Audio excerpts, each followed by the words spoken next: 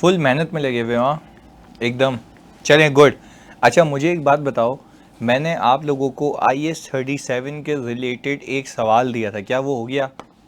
यही वो आपकी स्क्रीन के ऊपर आ रहा है, जल्दी बताओ जानी। हाँ इंशाल्लाह कल आ रहा हूँ वापस। चलें ओके।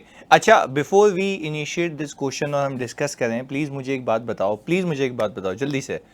क्या हम ये कह सकते हैं कि हमें प्रोविज़न रिकॉर्ड करने के लिए कितनी कंडीशंस को पूरा करना चाहिए? जल्दी बता दो मेरे बच्चों, जल्दी से। 4। पास्ट इवेंट होना चाहिए। क्या पास्ट इवेंट होना काफ़ी है या प्रेजेंटली ऑब्लिगेशन भी होनी चाहिए? जल्दी बताओ। प्रेजेंट ऑब्लिगेशन होनी चाहिए। एंड ये बता दो कि प्रेजेंट ऑब्लिगेशन कैसे आती है, लॉ की मस्ती से और खुद की मस्ती से? जल्दी बता दो, ऐसा ही है? खुद की मस्ती कितनी वजह से होती है? 2 वजह से। या तो या तो या तो या तो या तो या तो आप ये कहेंगे कि आपने खुद करंट स्टेटमेंट दी होगी, या तो जल्दी बताओ क्या था, पास्ट प्रैक्टिस। ऐसा ही है कि आप करते आए हुए हैं और लोगों की एक वैलिड एक्सपेक्टेशन डेवलप हो गई है। एग्रीड है? यस। अब आगे सुनिएगा। अच्छा ये चीज़ करने के बाद हमें एक बात पता लगी कि यार सही है यार, मेरा पास्ट इवेंट भी है, प्रेजेंट ऑब्लिगेशन भी है, क्या प्रोबेबिलिटी ऑफ आउटफ्लो है भी या नहीं है, हारूंगा या नहीं हारूंगा? तो अगर मैं तुमसे पूछता हूँ अनलाइकली हो पॉसिबल हो तो क्या करेंगे? हाँ कबीर वाली एग्जांपल्स बिल्कुल। जल्दी बताओ, अनलाइकली हो और पॉसिबिलिटी हो तो क्या करेंगे? लिख के बताओगे जल्दी से। डिस्क्लोज करेंगे, वेरी गुड। अच्छा और अगर हम कहें लाइकली है, प्रोबेबल है तो क्या करेंगे? रिकॉर्ड करेंगे, वेरी गुड। पर in order to record it, I believe आपके पास एक रिलायबल एस्टिमेट होना चाहिए, ऐसा ही है? अच्छा रिलायबल एस्टिमेट भी अलग पक है कि या तो मोस्ट लाइकली ऑप्शन होगा, या तो वेटेड एवरेज होगा of each and every probability, ऐसा ही है? When more than one options होंगे तो ऐसा है जानी? ओके। अब हम इस सवाल को रीड कर लेते हैं कि इस सवाल में था क्या। अच्छा यहां पे ये लिखता है SM has sold 10,000 units in the year, sales accrue evenly throughout the year, company's past experience suggests that 35% units will be defected and come for the repairs, 20% will require small repairs जिसके ऊपर 100 रुपये लगेंगे, 10% will require substantial repairs जिस पे 400 लगेंगे, और 5% will require major repair the cost of ₹800 each. Apparently, a need for repair become evident 6 months after the sale. It takes 1 week time to repair defected units. अच्छा अब मुझे एक बात बताओ, यहाँ पे लिख के कह रहा है कि भाई मुझे ये बता दो कि अमाउंट ऑफ प्रोविजन क्या होगी। देखो पहले बताओ, सेल तुमने ईयर एंड से पहले की है, जानी जल्दी बताओ। यस। अच्छा रिपेयर करने का वादा तुमने किया है, यस। क्या प्रेजेंट ऑब्लिगेशन है, पास्ट इवेंट है, प्रोबेबल आउटफ्लो है, यस सर है, और रिलायबल एस्टिमेट भी हो सकता है, बट क्या मोस्ट लाइकली ऑप्शन है? या मल्टीपल प्रोबेबिलिटीज का एवरेज है? जल्दी बताओ। मल्टीपल प्रोबेबिलिटीज का एवरेज है, ऐसा ही है? चलें अब अगर मल्टीपल प्रोबेबिलिटीज का एवरेज है, वेरी गुड यार, अगर मल्टीपल प्रोबेबिलिटीज का एवरेज है तो मुझे ये पता है कि बहुत सारे बच्चों ने हो सकता है ये गलती की हो कि पूरे साल की सेल ले ली हो। कितने लोगों ने, अल्लाह की कसम है सच बताना, पूरे साल की सेल ले ली? फजान ने। अच्छा ये कह रहे हैं 6 मंथ्स की ली थी, बाकी बच्चे?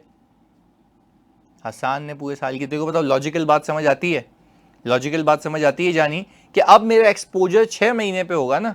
Very good. चले अब मुझे बताते हैं कि मेरे पास ये जो 10,000 यूनिट्स हैं इन द ईयर हैं, तो मेरे आखिरी के 6 महीने के कितने होंगे?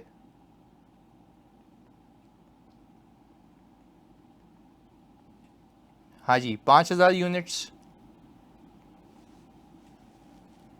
ऐसा है जल्दबाजी में? चले कोई मसला नहीं, अभी हम इसकी प्रैक्टिस कर लेंगे, कोई इशू नहीं है आगे। अच्छा पर वो कह रहा है 5,000 यूनिट्स के भी अलग ब्रेकअप हैं। हाँ जी कंपनी का पास्ट एक्सपीरियंस सजेस्ट करता है कि 35% यूनिट जो हैं वो डिफेक्टेड होंगे, जैसे कि जिसका ब्रेकअप ये 20, 10 और 5 ऐसा ही है। तो क्या मैं ये कहूँ कि ये पूरे डिफेक्टेड होंगे, या मैं आपसे पूछता हूँ इसका मैं 20%, 10% और 5% करूँ, ऐसा ही है, ऐसा ही है ना? ओके, अच्छा तो इसका आपका 20% कितना है?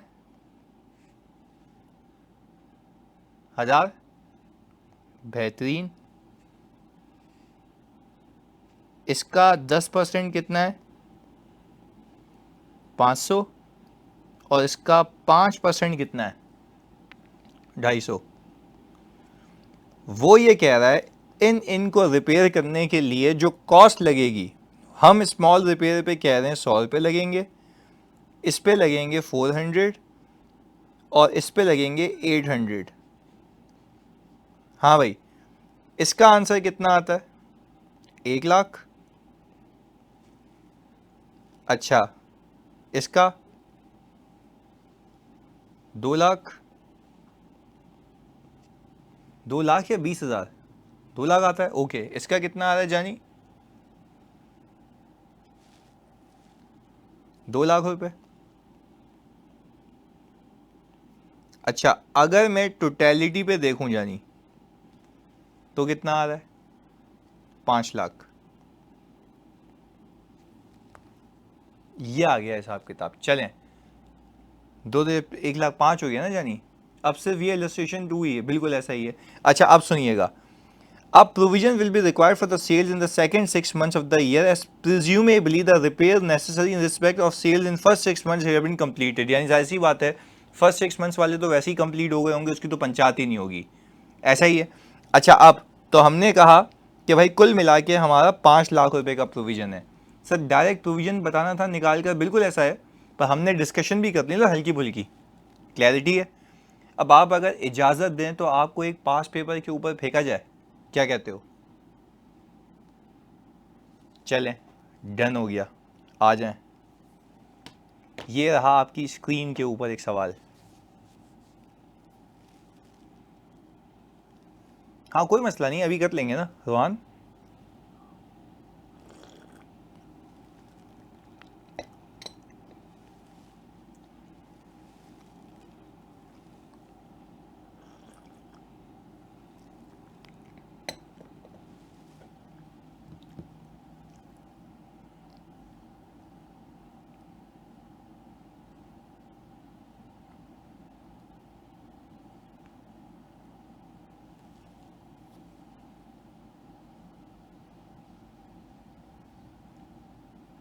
कल आ रहा हूँ इंशाल्लाह वापस।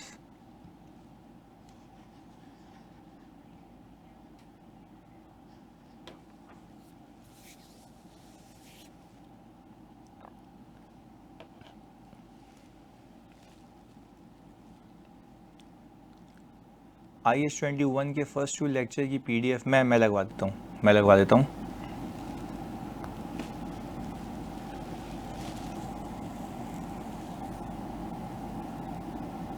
IS-38 की भी लगवा देता हूँ। IFAS 9 की तो मैंने भेज दी थी सुबह। हाँ जी, मैं रीड कर रहा हूँ उसको सिर्फ ताकि आप फिर उसको करें। TL sells product B with a warranty of 12 months. Although the manufacturer Sulfur Limited provides a warranty of 8 months. अच्छा, अगर जायज़ा लिया जाए सिचुएशन का, हम जो हैं, हमारी कंपनी का नाम क्या है? TL, ऐसा है। ये कितनी वारंटी देती है?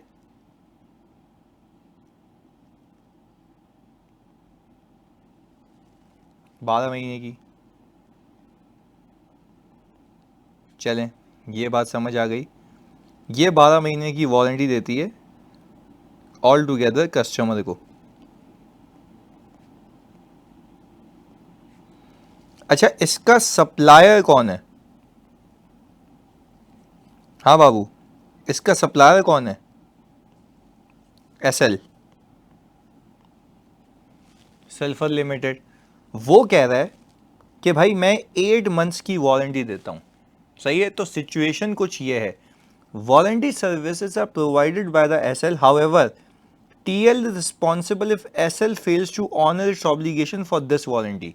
यानी हम जो है, यानी जिस कंपनी की हम बात कर रहे हैं टीएल की, वो रिस्पॉन्सिबल है सामने वाले कस्टमर को। अगर वो भाग गया तो फिर जिम्मेदारी किसकी है, जल्दी बताओ, जिम्मेदारी किसकी है? टीएल की। चलें, if warranty claim arises within 8 months, SL does not charge any cost. तो एसएल भाई जो है वो कोई भी कॉस्ट चार्ज नहीं करते, ऐसा ही है। However SL charges 500,000 rupees 2,500 for a minor, moderate and major defect if the defect arises in the extended warranty period। अच्छा मुझे बताओ, 8 महीने की तो हमारी बल्ली नहीं है, अपनी मस्ती कितने महीने की है? 4 महीने की, ऐसा है। अच्छा, अब the probability that a warranty claim in respect of a unit may arise is as under। सही है। अच्छा, वो कह रहा है पहले 8 महीने में ये प्रोबेबिलिटी है क्या आएगा, आखिरी के 4 महीने में ये प्रोबेबिलिटी है क्या आएगा। यानी अगर मैंने किसी कस्टमर को माल बेचते हुए 12 महीने की वारंटी दी है, 12 महीने की, 12 मंथ्स की, तो हम ये कह रहे हैं कि शुरू के 8 महीने गुजारने के बाद ये जो आएगा वो ये है 6%, 10%, 5%, और विद इन 8 मंथ्स आएगा तो ये वाली है। मेरे लिए रेलेवेंट कौन सी है? मेरे लिए रेलेवेंट कौन सी है जिसकी पॉसिबल ऑब्लिगेशन मुझ पे आ सकती है? जल्दी बताएं, जिसकी पॉसिबल ऑब्लिगेशन मुझ पे आ सकती है। 4 मंथ्स वाली। तो चलें चलें, मुझे लिख के बताएं जल्दी से।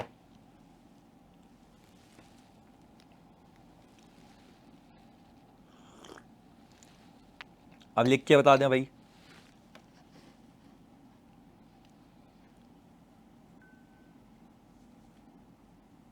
वो भी लगवा देते हैं। समरी मैंने अब तक किस किस की दी है आपको? IFRS 15 की दी है मैंने समरी? नहीं दी ना? वो मैं लगवा देता हूँ, वो मेरे YouTube पे पड़ी हुई है, मैं आपको भेज देता हूँ। जिसकी भी चाहिए बता दो, मिल जाएगी। लीज में दे चुका हूँ, कंसोल में दे चुका हूँ, सही है, IFRS 9 दे चुका हूँ, पोर्टल पे करवा देता हूँ। चले, मैं कराची आके डेफर्ड टैक्स की भी बना देता हूँ, सही है, डन है, मैं बना देता हूँ।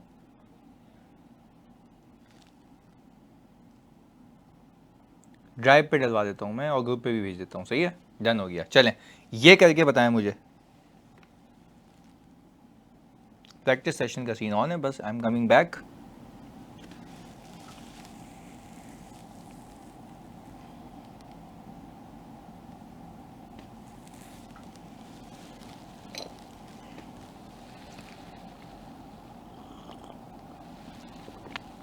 बाकी तो सब दे दिया मैंने रिकॉर्डेड, यही रह गया। इसके बाद IS1 आप लोगों ने कहा ना लाइव पढ़ना है, फुल प्रैक्टिस के साथ पूरा FAR2 रिवाइज होगा।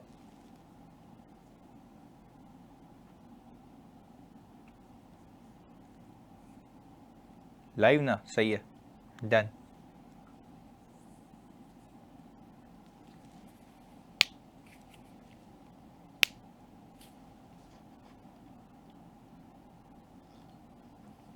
ओके, अच्छा जी, ये जल्दी से लिख ले मेरी जान मेरे बच्चों। हाँ, इसके बाद आदिल कह रहे हैं सिर्फ IS1 लाइव करेंगे, इसके बाद कुछ बचेगा ही नहीं ना लाइव कराने के लिए। IS41 IFRS 8 मेरा बेहतरीन तरीन रिकॉर्ड हुआ है, यानी बेहतरीन तरीन मतलब बेंचमार्क। मैं वो दे देता हूँ, वो तो बड़े बेसिक हैं। मतलब मैं सिर्फ ये कह रहा हूँ कि ये मेरा प्रॉमिस है कि मुझे आपको प्रैक्टिस करानी है नए नए सिनेरियोज़ की। वो बड़े बेसिक स्टैंडर्ड है, वो मैंने बहुत बेंचमार्क पढ़ा के रिकॉर्ड किए हैं, तो वो मैं दे देता हूँ आपको, सही है। ये मैं लाइव कराऊंगा, जो खतरनाक स्टैंडर्ड्स हैं वो मैं करा देता हूँ, अभी अभी अभी हो जाएगा क्लास के बाद, सही है, वो क्लास के बाद हो जाएगा। बस 2 हैं बेसिक, रोज़ एक एक लेक्चर भी देखोगे तो हो जाएगा, सही है। अच्छा, तो जल्दी से भाई लिखना है ताकि मुझे ड्राफ्टिंग चेक कराओ, जो मेन चीज़ है। क्योंकि in these type of scenarios you have to right, you need to put in your mind कि भाई मैं लिखूंगा कैसे, कन्वे करना है अपना आइडिया जल्दी से।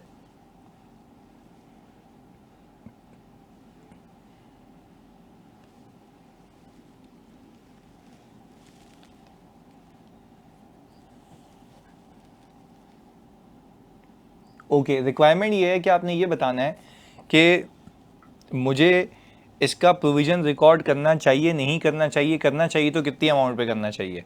अच्छा, मुस्तफ़ा कह रहे हैं fully responsible for handling TL does not have to pay anything, it does not need to record any provision in accounting books. चलो ये तो 8 महीने की बात हो गई शुरू के।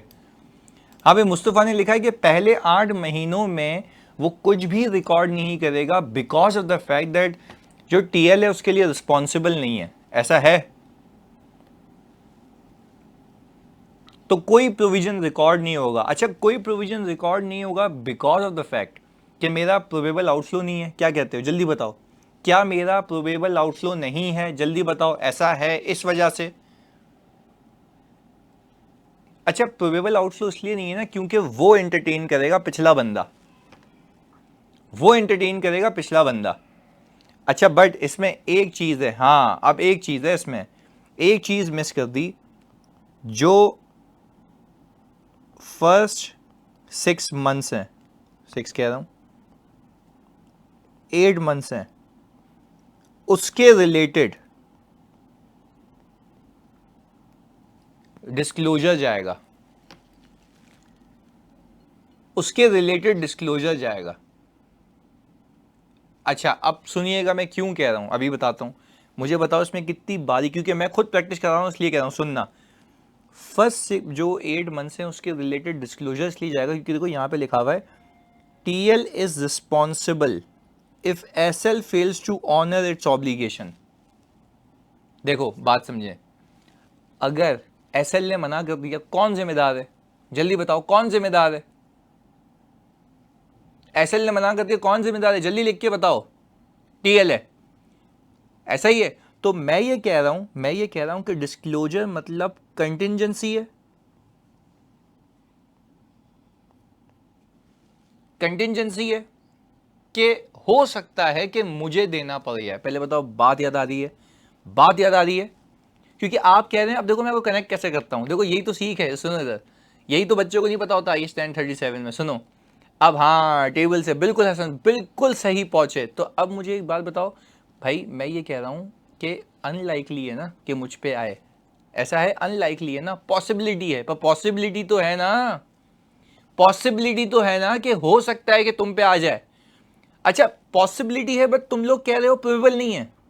जल्दी बताओ, पॉसिबिलिटी है बट तुम लोग कह रहे हो प्रोबेबल नहीं है। तो पॉसिबिलिटी के अंदर मैं क्या करता हूं, can you please right it, can you please right it. मैं पॉसिबिलिटी के अंदर क्या करता हूं, डिस्क्लोज करता हूं। अल्लाह को हाजिर नाजिर जान के बताओ, कितने लोगों ने मिस किया, कितने लोगों ने मिस किया?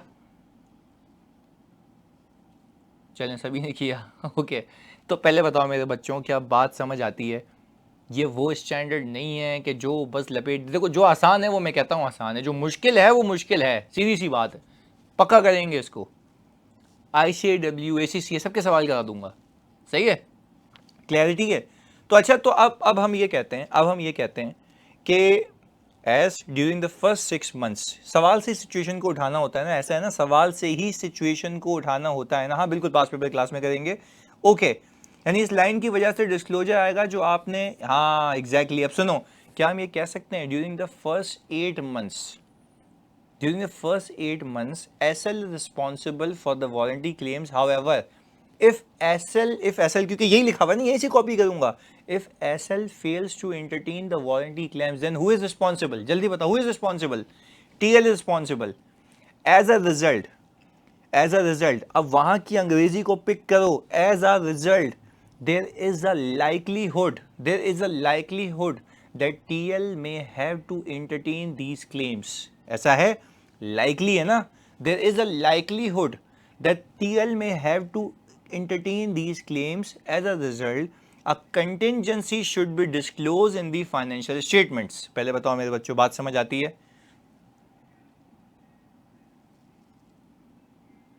ऐसा है जानी? बात समझ आती है? चलें अब एक स्टेप आगे।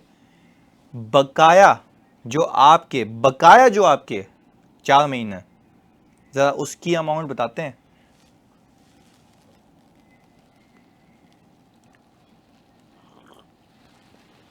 अच्छा, उसका लिखने का तरीका ये होगा ना कि the extended warranty period is offered by, किसने किया है जानी बताते हो? एक्सटेंडेड वारंटी पीरियड किसने ऑफर किया है? टीएल ने। Very good. The extended warranty period is offered by TL which creates a present obligation on the TL and there is a probable outflow. ऐसा है? ऐसा है? There is a probable outflow. अच्छा, probable outflow क्यों है जल्दी बताओ? Because SL will not entertain these claims. ऐसा है मेरे बच्चों, SL will not entertain these claims. Okay. So अब हम जो रिकॉर्ड करेंगे, क्या प्रोविजन, क्या मोस्ट लाइकली आउटकम करेंगे या वेटेड एवरेज? हाँ जी मेरे बच्चों,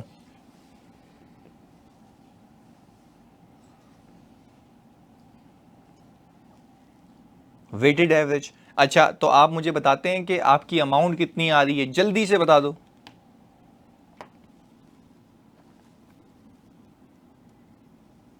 $1860 अवेश कह रहे हैं। हाँ जी, बाकी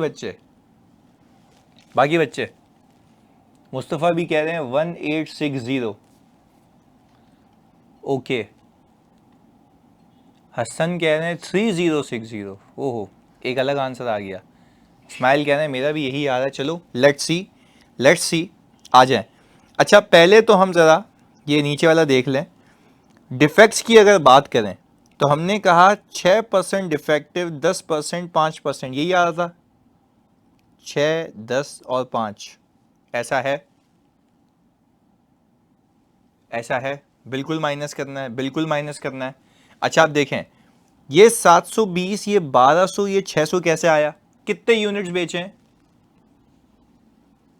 हाँ जी, कितने यूनिट्स बेचे हैं?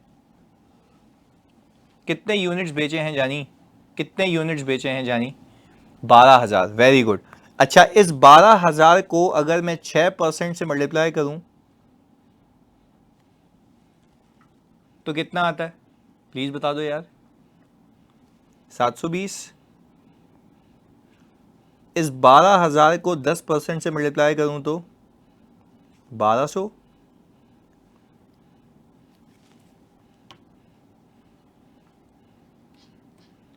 ओके, और बाकी कितना आ गया? 600। यही आ गए, ये रहे। अच्छा, क्योंकि वो कह रहा है कि मैं ऑलरेडी 1.2 मिलियन की पेमेंट्स कर चुका हूं, तो प्रोविजन तो बकाया का होगा ना, क्योंकि बाकी तो एक्सपेंस रिकॉर्ड हो चुका है। क्या ख्याल है? क्या ख्याल है बच्चों, जल्दी बताओ। तो अमाउंट कितना आ रहा है? अमाउंट कितना आ रहा है जानी? अमाउंट कितना आ रहा है? 1860,000।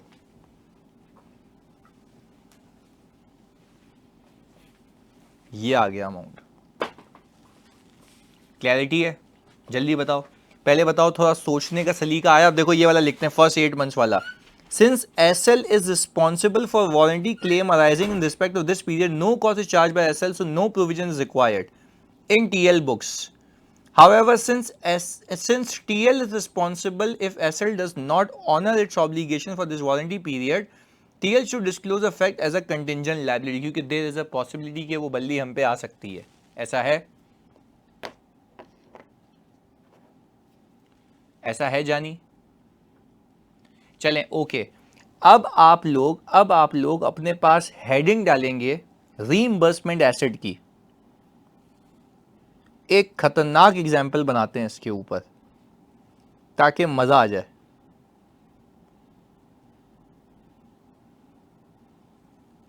रीइंबर्समेंट एसेट, सही है। एक खतरनाक एग्जाम्पल बनाते हैं इस पे ताकि मजा आ जाए। चलें, ओके, सुनिएगा, समझिएगा, फिर बताइएगा। इधर देखें फोकस के साथ। एक मिनट।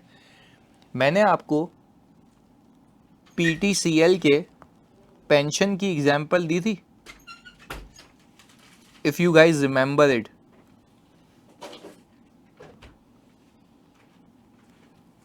अच्छा, पीटीसीएल के पेंशन के केस में जो पेंशनर है, पीटीसीएल के जो पेंशन के केस में जो पेंशनर है वो भाई क्या कह रहे थे कि मुझे इंक्रीजेस चाहिए एज पर, हाँ भाई, गवर्नमेंट, ऐसा ही है। जबकि पीटीसीएल इंक्रीज दे रहा था एज पर, हाँ भाई, ओन पॉलिसी। क्या ये दोनों के बीच में डिस्प्यूट था? क्या ये दोनों के बीच में डिस्प्यूट था? अच्छा, पास्ट इवेंट था, पंगा चल रहा था ईयर एंड पे, हाँ भाई, पंगा चल रहा था 30 जून पे, चलें ओके, 30 जून अभी की बात कर रहा हूँ, 2025 की ना।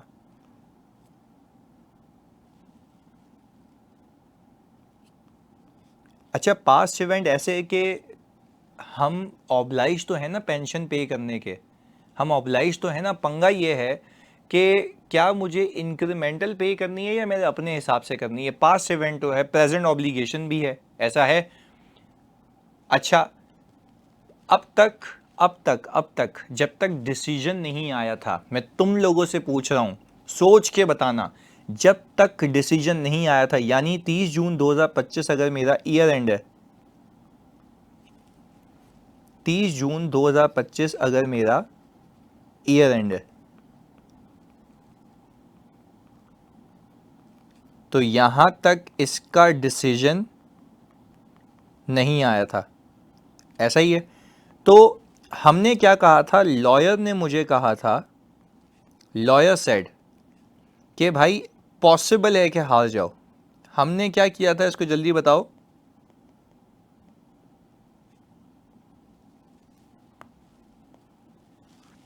डिस्क्लोज किया था। अच्छा, रिकॉर्ड क्यों नहीं किया था? Can you please tell me, can you please tell me, record क्यों नहीं किया था मेरे बच्चों? हाँ जी, जल्दी बताओ, रिकॉर्ड क्यों नहीं किया था? बता भी दो यार।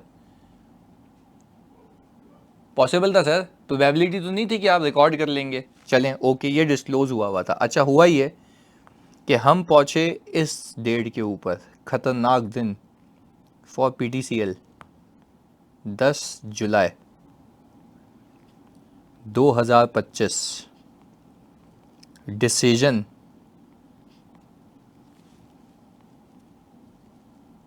अगेंस्ट आ गया। हाँ भाई, एडजस्टिंग इवेंट है, एडजस्टिंग इवेंट है, यस, क्योंकि इसकी कंडीशन एग्जिस्ट करती थी, अपडेट बाद में मिली है, ऐसा है भाई।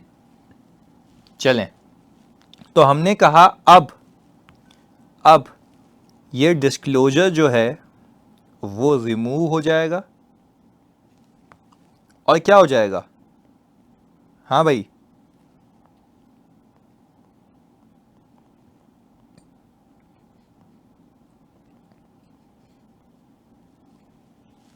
प्रोविजन रिकॉर्ड हो जाएगा, ऐसा ही है।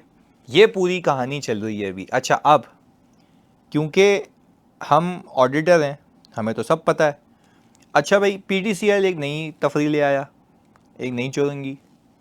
वो ये कह रहा है, क्योंकि अब देखो गेम, क्योंकि हम तो ऑडिटर हैं, हम आपको मतलब वैसे बता सकते हैं क्योंकि ये पब्लिक इन्फॉर्मेशन है। अच्छा, पीटीसीएल कह रहा है कि मेरे मालिक दो हैं, मेरे ओनर दो हैं। अच्छा, एक है government of Pakistan,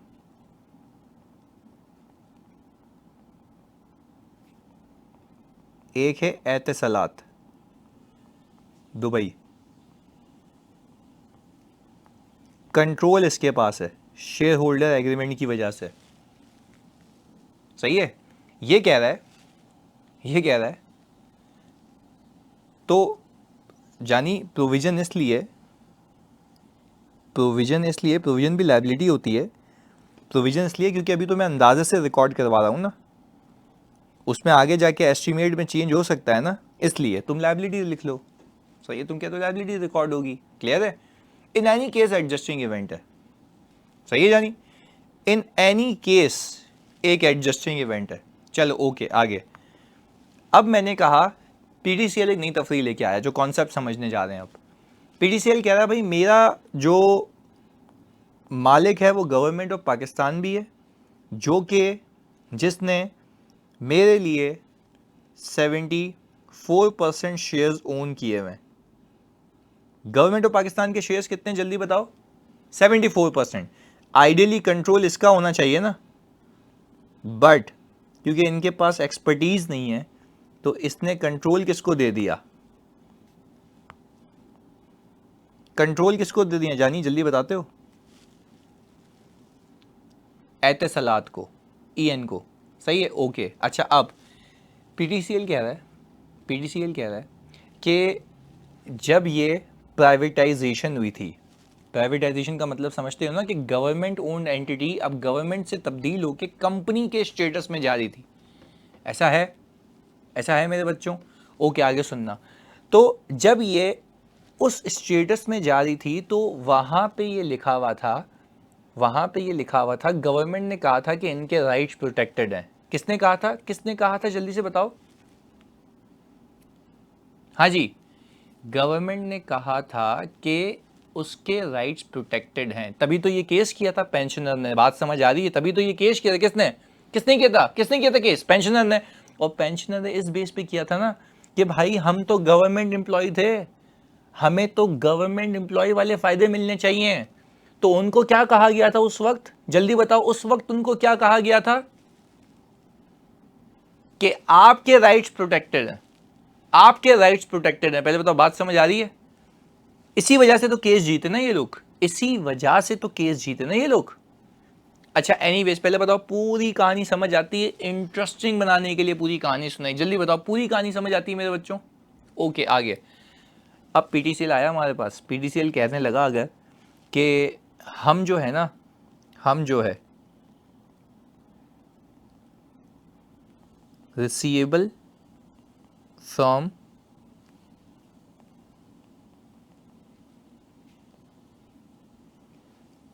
government debit और इनकम को क्रेडिट कर देंगे, यानी यहां पे प्रोविजन रिकॉर्ड करूंगा मैं 15 बिलियन का, जो मुझे पे करना है, ऐसे ही अज्यूम फिगर है, सही है, और 15 बिलियन मैं गवर्नमेंट से ले लूंगा, यानी मैं रीइंबर्स कराऊंगा उससे। किससे रीइंबर्स कराऊंगा जल्दी बताओ? मेरे बच्चों? गवर्नमेंट से। अच्छा अब मैंने कहा भाईजान हेलो एक्सक्यूज मी, ये नहीं हो सकता। आप रीइंबर्समेंट फ्रॉम द गवर्नमेंट तब बुक कर सकते हैं जब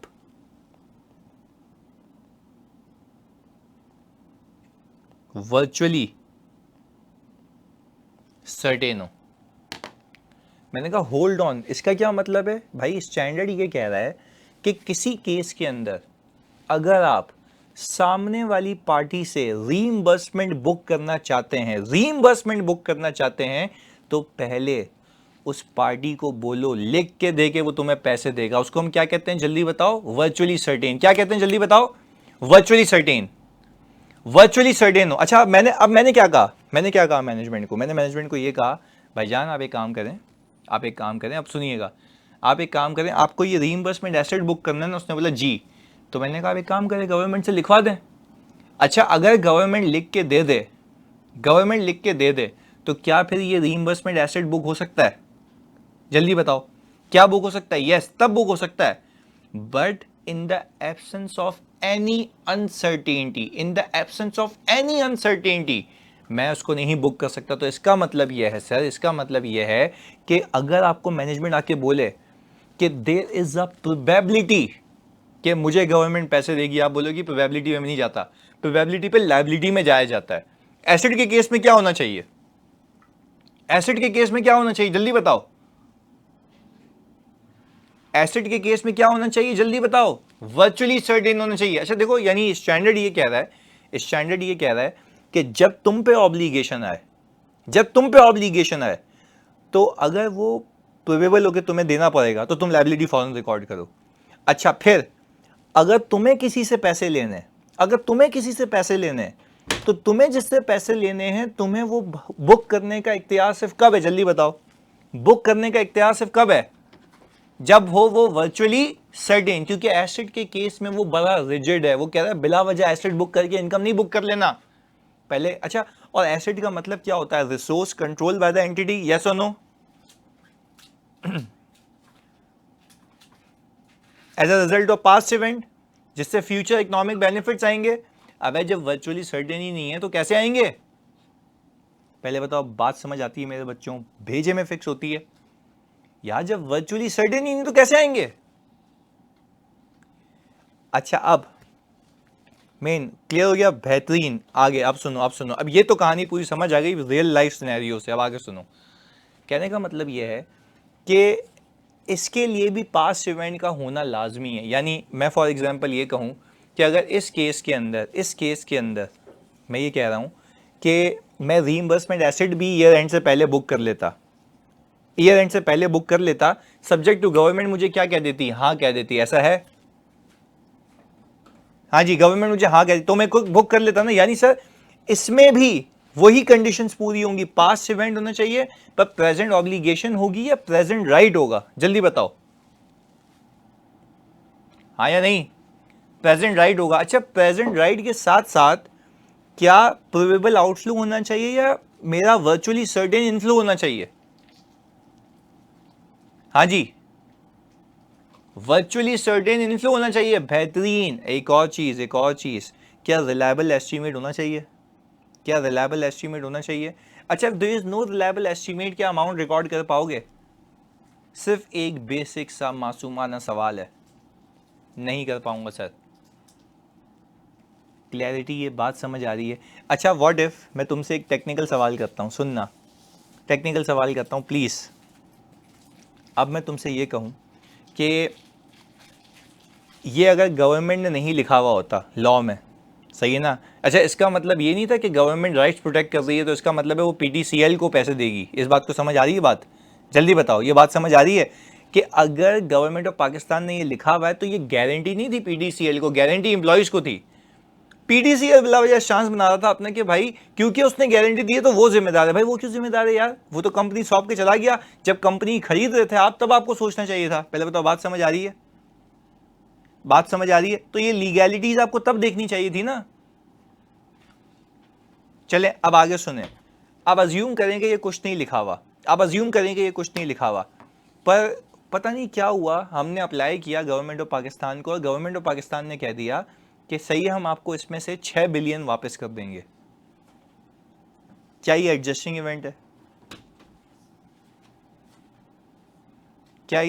इवेंट है, नहीं यार, फंस गए, नहीं है, फंस गए। अबे मैं कह रहा हूं पहले से किसी एग्रीमेंट में नहीं था ना, कोई इवेंट था, हमने अप्लाई गवर्नमेंट ऑफ पाकिस्तान को ईयर एंड के बाद किया है। ये बात याद रखना, भंड नहीं मानना एग्जाम में, सही है, भंड नहीं मानना एग्जाम में, पास इवेंट ही नहीं है ना। हाँ देखो, अब मैंने क्या कहा, मैंने कहा अज्यूम करो ऐसा कोई कानून वानून में नहीं लिखा हुआ होता कि गवर्नमेंट ने किया और गवर्नमेंट इसको इंटरटेन भी नहीं कर रही है, सही, कुछ भी नहीं था।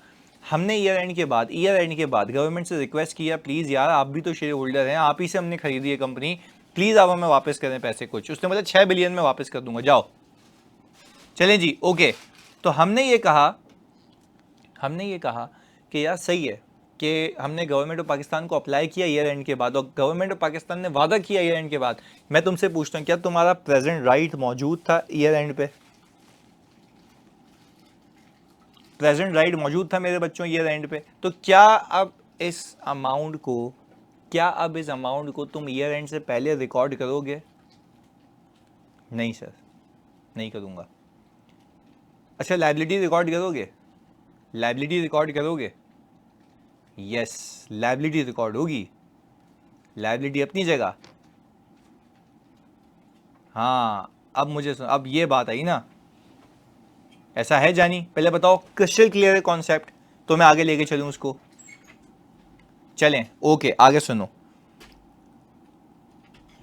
अच्छा, तो यानी हमने यहाँ पे लिख दिया you are only allowed to recognise asset when chances of winning is virtually certain और सर्टेन, ऐसा ही है। चलें आगे देखिएगा, ये रिकॉग्निशन ऑफ एसेट का क्राइटेरिया है, विजिबल है स्क्रीन पे? हाँ जी, बेहतरीन। अच्छा, हमने कहा 0 से 5% रिमोट होता है, वो कहता है कि इसमें तो आपने डिस्क्लोज भी नहीं करना, ये भी नहीं बताना शेयर होल्डर को कि मुझे पैसे कुछ मिलेंगे। भाईजान कभी नहीं मिलेंगे, एसेट के केस में ऐसा नहीं होता। अच्छा, पॉसिबल और अनलाइकली हो तो कंटिजेंट लायबिलिटी होती थी, यहां पे कंटिजेंट एसेट है, ऐसा ही है कंटिजेंट एसेट, इस पे भी कुछ नहीं करना। वो कह रहा है हाँ, अगर आपको मैनेजमेंट आके ये कह रही है कि यार प्रोबेबिलिटी है कि पैसे मिल जाएंगे, तो प्रोबेबिलिटी के ऊपर, नॉट वर्चुअली सर्टीन के ऊपर, प्रोबेबिलिटी के ऊपर आपको ये बोल दिया गया डिस्क्लोज कर देना कि हो सकता है ये पैसे मिल जाएं।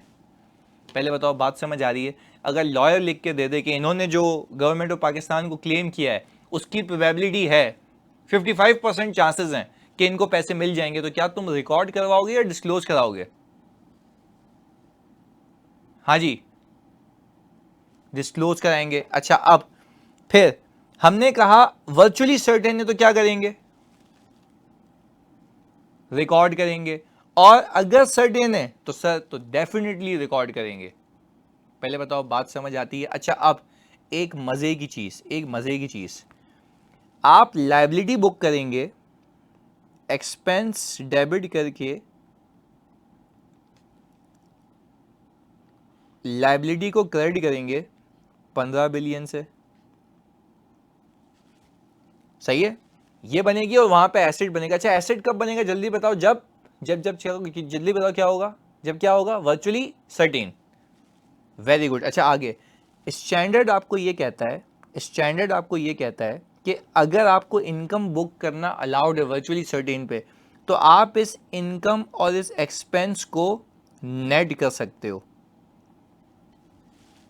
सेट ऑफ कर सकते हो इनकम एक्सपेंस को, क्योंकि सेम चीज से रिलेटेड है। बट रिसीवेबल पेएबल को सेट ऑफ नहीं कर सकते क्योंकि पार्टीज अलग हैं। पहले बताओ बात समझ आ रही है? क्योंकि मैं आपको ये बहुत टेक्निकल चीजें सिखा रहा हूं। हाँ जी, बात समझ आ रही है? देखो अगेन, एक तरफ एक्सपेंस, किसको देना है? किसको देने हैं पैसे? जल्दी बताओ, एक्सपेंस के पैसे किसको देने हैं? सर पेंशनर को। पैसे आने किससे हैं? पैसे आने किससे हैं मेरे बच्चों? गवर्नमेंट से। तो रिसीवेबल पेएबल की पार्टी तो अलग है ना, मैं क्या सेट ऑफ कर सकता हूं? एक बेसिक सवाल है, नहीं कर सकता सर, लॉजिक ही नहीं बनती। सेट ऑफ तो उससे होता नहीं जब सेम पार्टी हो यार। हाँ, सेम पार्टी को, पीरियड नहीं, गलत बात, गलत बात। IS1 की तुमने ना मतलब बजा दी है। सुनो, सेट ऑफ तब होता है जब सेम पार्टी हो। बात समझ आ रही है? अनकंडीशनल राइट हो। अब मैं क्या ए पार्टी का रिसीवेबल बी पार्टी के पेबल से सेट ऑफ कर सकता हूं? लॉजिकल बात बताओ ना, नहीं है ना? तो रिसीवेबल अलग पार्टी से, पेएबल अलग पार्टी से, ऐसा है। पर क्या मैं तुमसे ये कहूं कि ऑल टुगेदर, अगर मैं तुम्हें ये बात समझा पाऊँ, मैं तुम्हें ये बात समझा पाऊँ, क्या इस बात पे यकीन रखते हो कि ये एक्सपेंस और इनकम सेम मैटर की वजह से आ रहे हैं? Expense income, expense income, expense income, क्या इसको नेट कर सकता हूँ?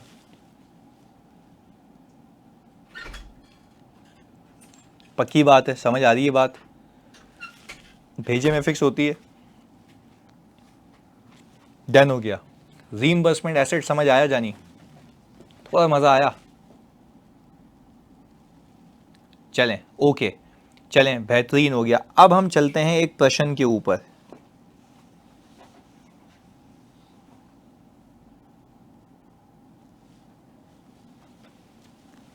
विजिबल है स्क्रीन पे?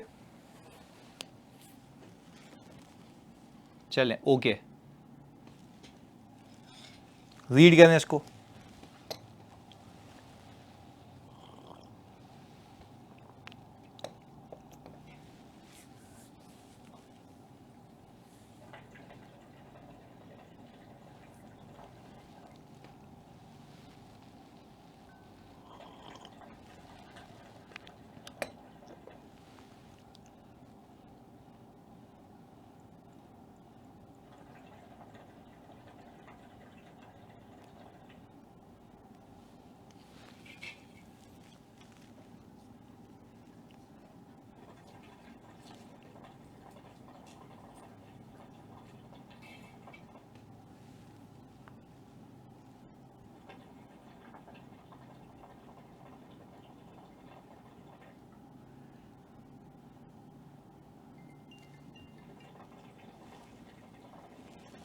तो सर हर वो रीइंबर्समेंट एडजस्टिंग नहीं होगी अगर गवर्नमेंट से साल के बाद 6 बिलियन दिए नहीं, गलत बात, देखो आदिल गलत बात, वेरी रॉन्ग। यहाँ पे पेमेंट आना मसला होता है या इवेंट का होना मसला होता है? पेमेंट तो कभी भी आएगी ना, पेमेंट तो बाद में आएगी। क्या मैंने पेंशन के पैसे दे दिए थे क्या आदिल? क्या मैंने पेंशन के पैसे दे दिए थे? नहीं दिए थे ना, पर लायबिलिटी तो रिकॉर्ड की थी ना। बात समझ आ रही है?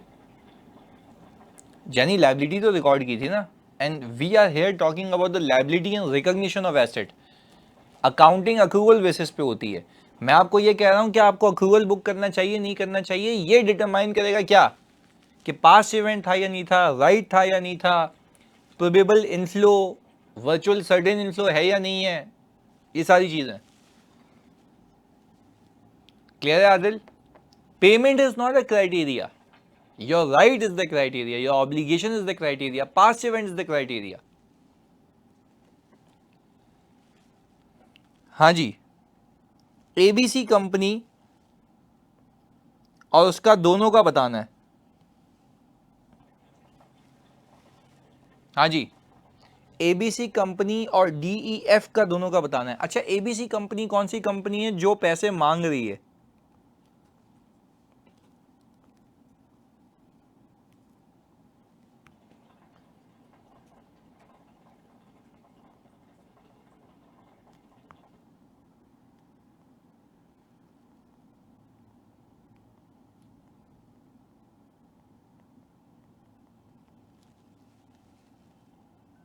हाँ भाई, डैमेजेस क्लेम कर रही है एबीसी कंपनी, ऐसा है।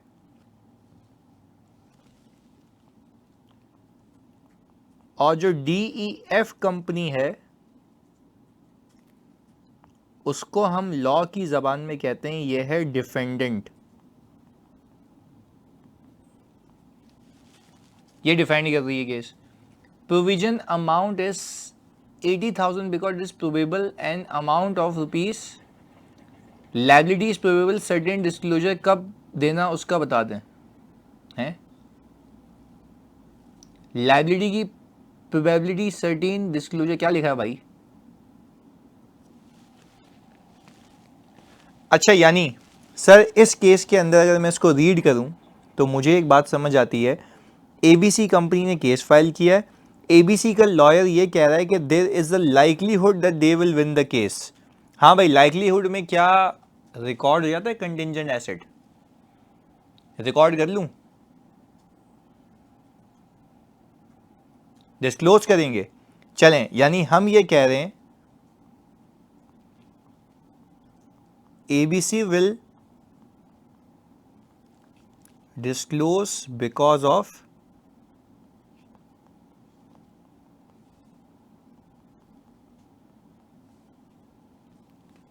likelihood, डन, ऐसा है। अच्छा, पर वो डिस्क्लोज जो करेगा वो कितनी अमाउंट करेगा? अमाउंट भी तो डिस्क्लोज करनी है ना उसने। हाँ जी बच्चों, अमाउंट भी तो डिस्क्लोज करनी है ना, वो देख लेते हैं अभी।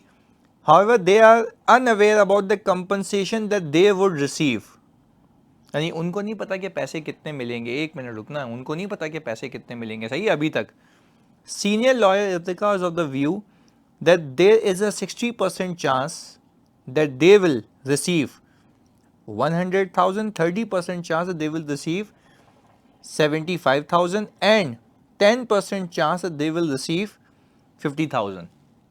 सही है, ये आ गया हिसाब किताब। अच्छा, अब the lawyers of DEF company. अच्छा, ये डीईएफ कौन सी कंपनी है? काउंटर पार्टी है, उसका लॉयर अलग अलग है ना, इसका अलग है उसका अलग है, दोनों को एक दूसरे का तो नहीं पता होगा। एग्रीड? अच्छा, it is probable that they will pay an amount of rupees 80,000। तो क्या पहले हम डीईएफ का हिसाब किताब लगाएं तो क्या वो 80,000 में मुक जाएगी कहानी? हाँ जी, एन अमाउंट, हाँ वेरी गुड। और यहां पे क्या मल्टीपल प्रोबेबिलिटीज हैं? 87,500 बनता है जानी, ऐसा है जानी।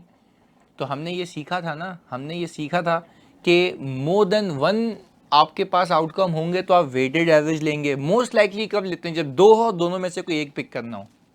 ऐसा है मेरी जान मेरे बच्चों? हाँ जी जल्दी बताओ, क्लैरिटी है? बेहतरीन।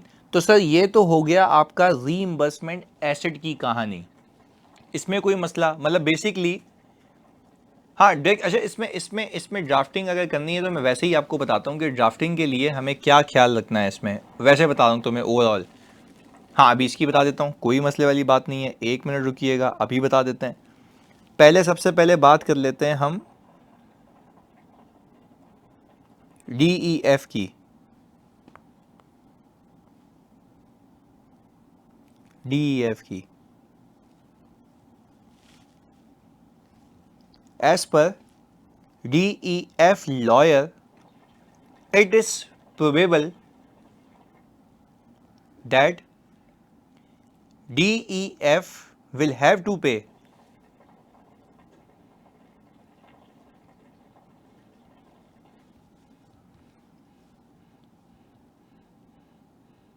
rupees 80,000. Therefore, a provision of rupees 80,000 should be booked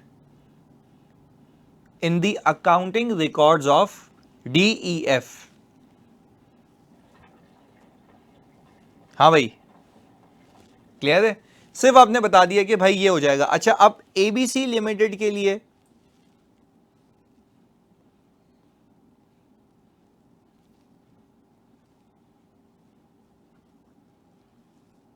since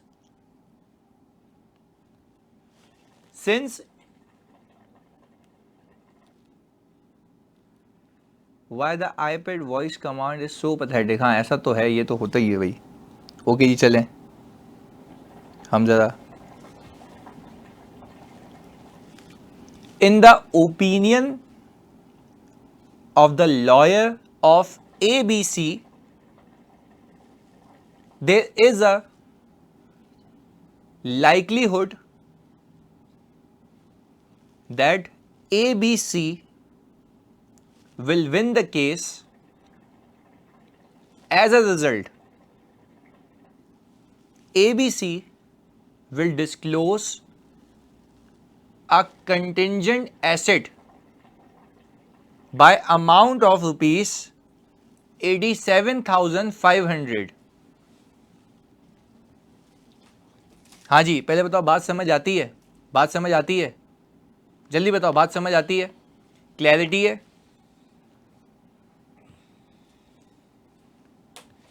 Reimbursement asset should not be booked as it is only allowed to be booked when, बताओ क्या लिखें आगे, बताओ क्या लिखें आगे? It is virtually certain.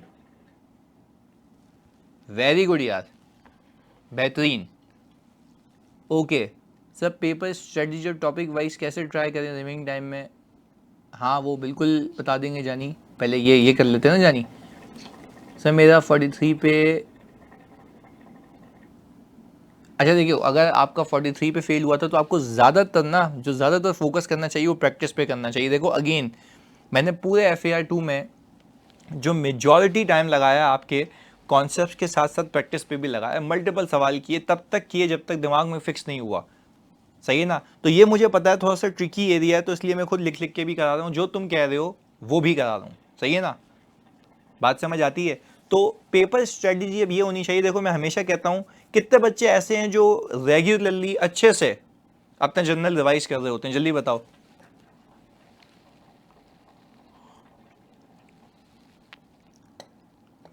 Fawad कह रहे हैं सर यस, हाँ भाई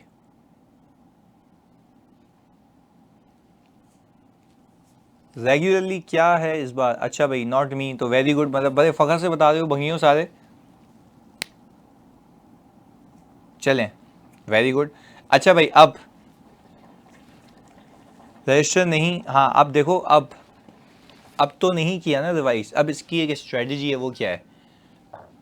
अगर आपने अभी इस पर अमल किया ना, मैं आपको बता रहा हूँ आप पेपर पास कर जाओगे, whether audit whether FAR2 whether any subject. रोज कोई 3 टॉपिक का दिमाग बनाओ, उन तीनों टॉपिक के सवाल करो, फिर अगले दिन दूसरे 3 टॉपिक का दिमाग बनाओ, फिर अगले दिन उनका सवाल करो। ऐसे ये इंटरचेंज करते रहो। आप लोगों ने सिर्फ और सिर्फ रात के 4 घंटे रखने या 5 घंटे पे, डिपेंडिंग अपॉन कि आपकी किसकी तैयारी कितनी ज़्यादा है, उसमें जनरल घुमाना है। बाकी पूरा दिन सिर्फ लिखना है, पूरा दिन सिर्फ लिखना है, प्रैक्टिस करनी है। पूरा दिन क्वेश्चन करने हैं, पास हो जाओगे, क्वेश्चन करने हैं, पास हो जाओगे। यही स्ट्रेटजी होती है पास करने की, सीए के पेपर्स।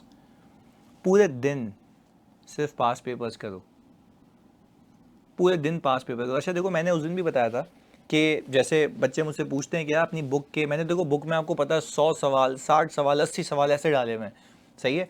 आप शुरू के सवालात नहीं करें, आप पास पेपर्स के जो आपको लगते हैं, जैसे मैं आपको हमेशा बताता हूँ, देखो I am no one to tell you the what is the benchmark. मुझे बताओ, हर सवाल में नेचर नौयत अलग होती है ना, जिसमें कभी क्रेडिट टैक्स हुआ है, ऐसे ही बात कर रहा हूँ, जिसमें रिकॉन के रेट चेंज के मसले हैं, तो यार आप मार्क करें वो कि ये मुझे करना है, ये है, मैं हेल्प कर लूँगा, मैं आके मैं आपको बना देता हूँ, उसमें कोई इशू नहीं है।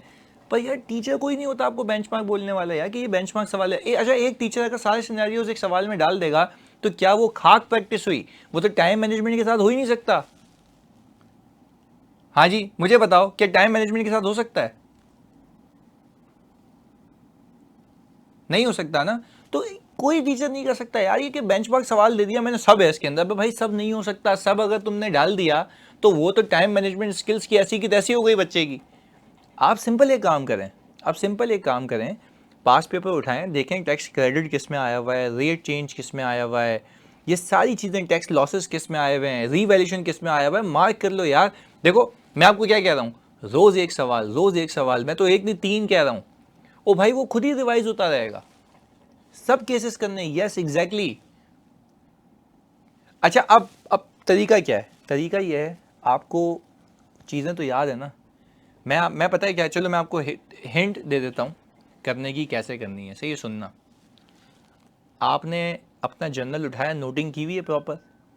कोई ऐसा पीस तो नहीं है नोटिंग से भी फारिग हो?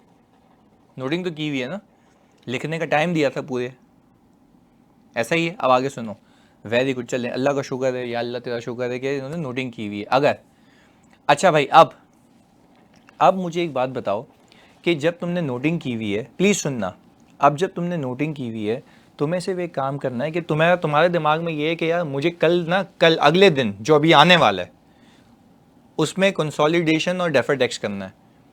तो तुम अपना जीना हराम करो, कुछ भी करो, पूरा तुम्हारा रजिस्टर रिवाइज होना चाहिए कॉन्सेप्ट्स के साथ। प्रैक्टिस नहीं करो, भले प्रैक्टिस डायरेक्ट पास पेपर से उठा लो, खुद ही ट्यून अप हो जाओगे, ये मैं तुम्हें गारंटी दे रहा हूँ। पहले डर लगेगा, पर ऐसे ट्यून अप होगे, डायरेक्ट अप्लाई कर रहे होगे, क्या तुम्हारा टाइम बच जाएगा फजूल के सवालात करने के लिए? बताओ, फजूल सवालात करके टाइम बच जाएगा? नहीं होगा ना, बच जाएगा ना। सिंपल, जर्नल उठाओ, कैलकुलेटर पे कॉन्सेप्ट्स घुमाओ, दैट्स इट।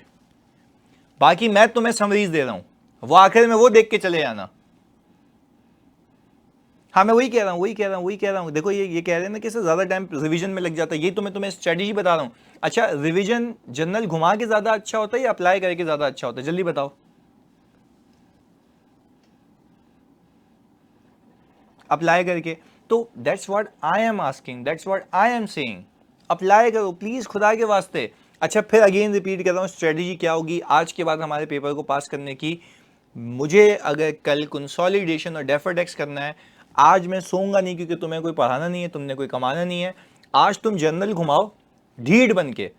कोई जैसे फॉर एग्जांपल इस्माइल और फजान है भाई, एक हमने जूम की मीटिंग कर ली, जूम की मीटिंग पे बुला लिया, डिस्कस कर रहे हैं, रिवाइज करो, सो जाओ, अगले दिन सवालात बैठ के करो। यार मतलब वैसे बता रहा हूं तुम्हें, ये तुम्हें करना पड़ेगा, मतलब डोंट टेक इट लाइट। तुम प्लीज खुदा के वास्ते सिर्फ ये कर लो कि तुम टॉपिक रिवाइज कर लो, फिर उसको फिर जर्नल को नहीं देखना उठा के, सिर्फ पेपर के दिन देखना है, रोज सवाल करो उसके, खुद ही सेट हो जाएंगी चीजें। सही है।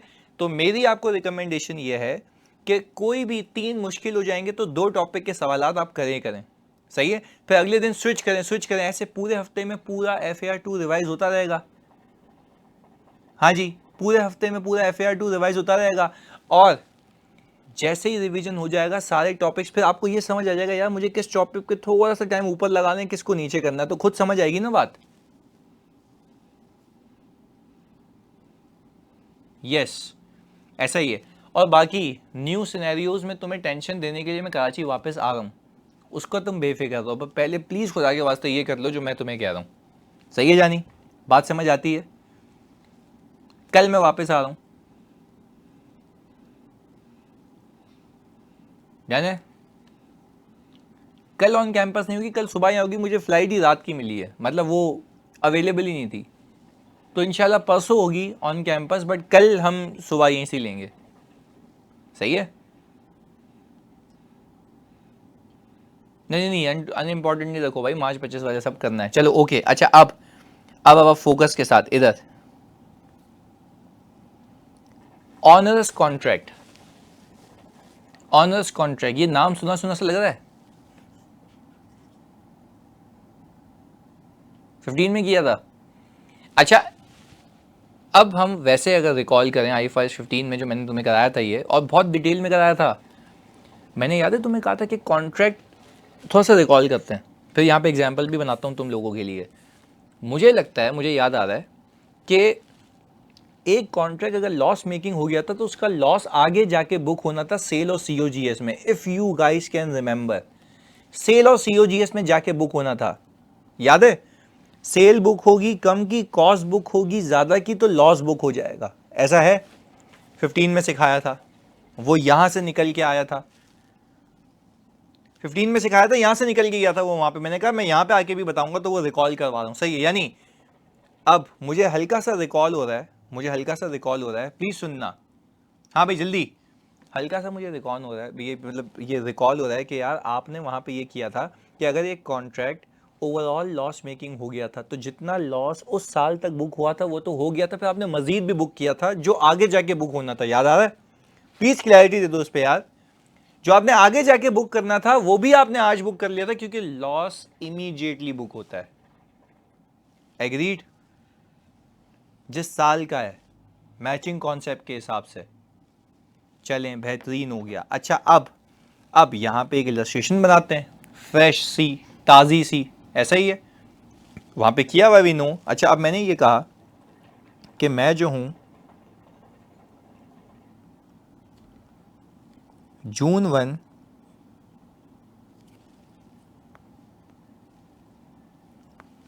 2024 को एक कॉन्ट्रैक्ट में एंटर हुआ,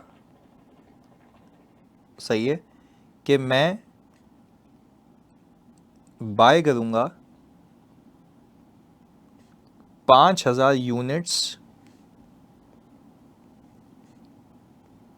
per month for next 4 months. कब एंटर हुआ हूँ कॉन्ट्रैक्ट के अंदर?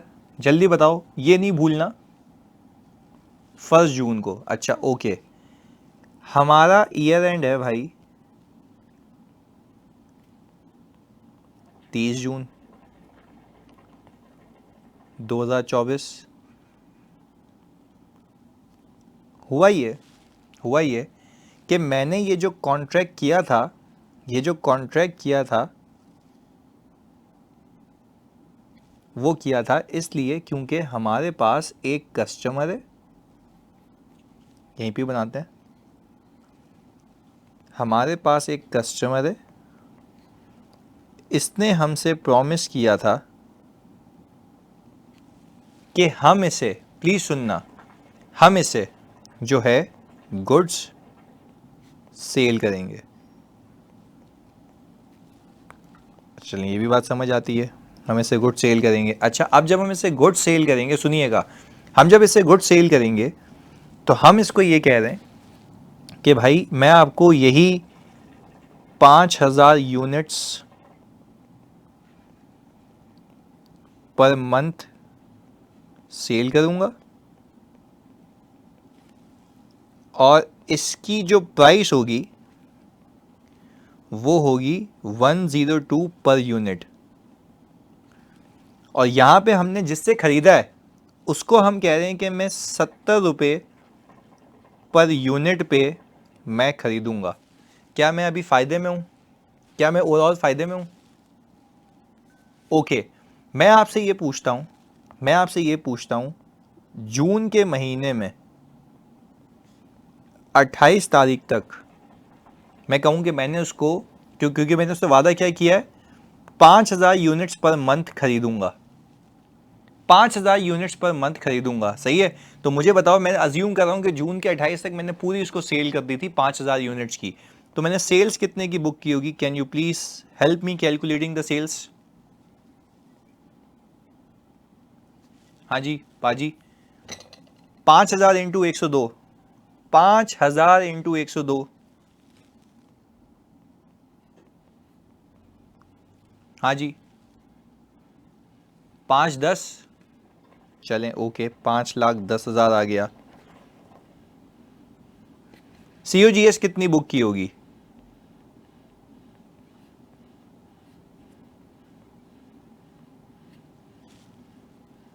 350।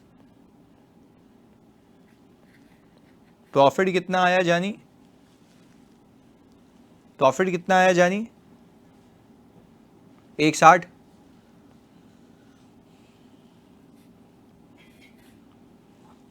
क्या ये अकाउंटिंग हो चुकी है?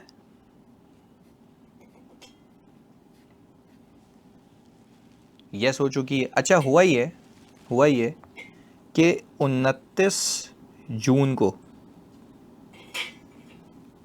जिस सप्लायर से मैं माल खरीदता हूँ ना, वो है पाकिस्तान से बाहर, और अब उसने कहा कि अच्छा हमारा सौदा लोकल करेंसी में होता है ना, तो IS-21 को घुसाते ही नहीं है, लोकल करेंसी में बेचता है हमें वो, सही है, यानी बिलिंग भी लोकल करेंसी में करता है। तो क्या मेरा कोई फॉरेन रिस्क इन्वॉल्व है? नहीं है। फॉरेन रिस्क तब इन्वॉल्व होती है डॉलर में पेमेंट करनी होती है। अभी तो मैं सिंपल PKR, वो मेरी क्योंकि हमारी मोनोपोली, हम उसको बोलते हैं भाई PKR में पेमेंट होगी जो भी इन्वॉइसिंग होगी। उसने बोला सही है। अच्छा उसने कहा 29 जून को ये हुआ कि जो सप्लायर का रेगुलेटर है, सप्लायर के सेंट्रल बैंक ने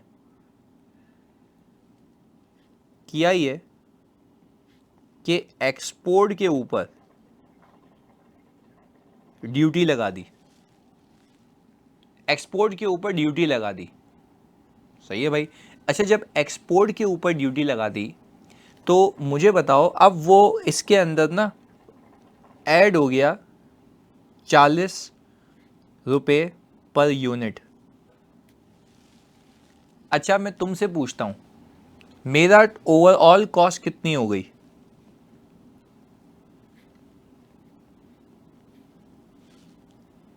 ओवरऑल कॉस्ट कितनी हो गई? 110, यही है। अच्छा अब मुसीबत ये है कि ये इवेंट कब हुआ है, पास्ट इवेंट कब हुआ है? ईयर एंड से पहले।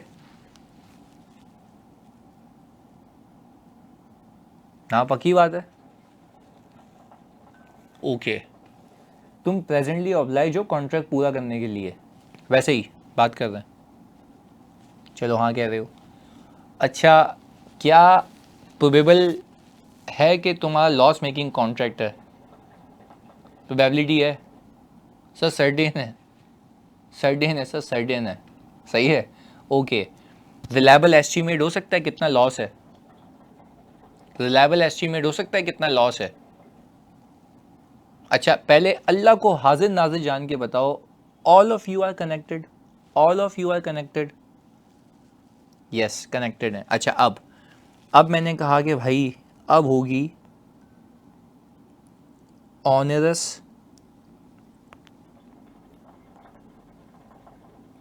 कॉन्ट्रैक्ट की वर्किंग। अच्छा ऑनरस कॉन्ट्रैक्ट के अंदर how much you have committed to buy? आ जाओ भाई बताओ।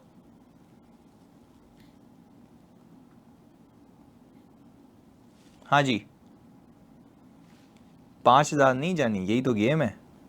5,000 इंटू 3 इंटू 110, क्या कहते हो? क्या मैं सही कह रहा हूँ? 5,000 इंटू 3, 3 क्यों किया मैंने? 3 क्यों किया मैंने? 3 क्यों किया मैंने? हाँ वेरी गुड। तो 4 महीने का कॉन्ट्रैक्ट था भाई, भाईजान 4 महीने का कॉन्ट्रैक्ट था भाई 4 महीने का कॉन्ट्रैक्ट था, 3 क्यों कर रहे हो? एक हो गया, अल्लाह का शुक्र एक निकल गया। ओके, कॉस्ट कितनी बता दी आपने मुझे? यस बेहतरीन, आगे बताओ कॉस्ट कितनी बताई जानी? 1650 000। ओके, सेल्स सर, सेल्स भी कुछ इस तरीके से 5000 यूनिट्स इंटू 102 इंटू, हाँ भाई 1530।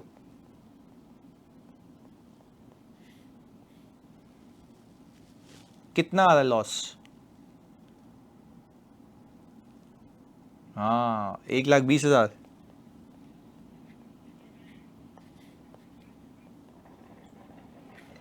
अच्छा मुझे एक बात बताओ, क्या मैं इसको ये नाम दे सकता हूँ? ये है कॉस्ट टू कंटिन्यू, ये लगेंगे जेब से, ऐसा ही है। अच्छा अब मुझे बताओ ये लॉस क्या अभी हो गया है? यस हो गया है, पता लग गया है, प्रेजेंटली ऑब्लाइज हो पूरा करने के लिए, रिकॉर्ड करूंगा, पास्ट इवेंट है, सही है, ऐसा ही है। सुनो अब आगे, अब मुसीबत ये है, समझने की बात है, हाँ वैसे सुनना, मुसीबत ये है कि वैसे तो ये लॉस बुक होता जब मैं सेल करूंगा कॉस्ट बुक करूंगा, सेल करूंगा कॉस्ट बुक करूंगा, पर हमें तो स्टैंडर्ड ये कह रहा है मैचिंग प्रिंसिपल के हिसाब से, प्रूडेंस के हिसाब से आज ही बुक करो, क्योंकि आज हो चुका है, पास्ट इवेंट है, ऐसा है, प्रेजेंटली ऑब्लाइज भी हो। तो I am not waiting for the time. अच्छा जब आगे जाके ये वाकई में सेल COGS बुक होगी तो क्या मैं इसमें से वो हिस्सा रिवर्स कर दूंगा, इनकम बना दूंगा? यस, क्योंकि मैंने तो मैचिंग प्रिंसिपल के हिसाब से पहले ही बुक कर लिया है। याद आ रही है बात बच्चों? याद आ रही है बात बच्चों? तो इसमें से रिवर्स होते होते तो ये जीरो हो जाएगा। अच्छा पर इससे होगा क्या कि जिस साल में बुक होना था उस साल में बुक हो जाएगा। एग्रीड? एग्रीड है। अच्छा अब मैंने कॉन्ट्रैक्ट खोल के देखा तो मुझे पता लगा कि कॉन्ट्रैक्ट को कैंसिल करने की पेनल्टी जो है वो 90,000 है। हाँ भाई, क्या मैं कॉन्ट्रैक्ट को कंटिन्यू करूं या क्लोज कर दूं? कैंसिल कर दें सर, कैंसिल कर दें। तो प्रोविजन कितने का बनाऊं? 90,000 रुपये का। यस, तो अब देखो, अब रीड करते हैं, आ जाओ अब रीड करते हैं। ऑनरस कॉन्ट्रैक्ट का मतलब है कॉन्ट्रैक्ट इन विच अनअवॉइडेबल। अच्छा ये अंग्रेजी आपने थोड़ा सा दिमाग में बिठानी है।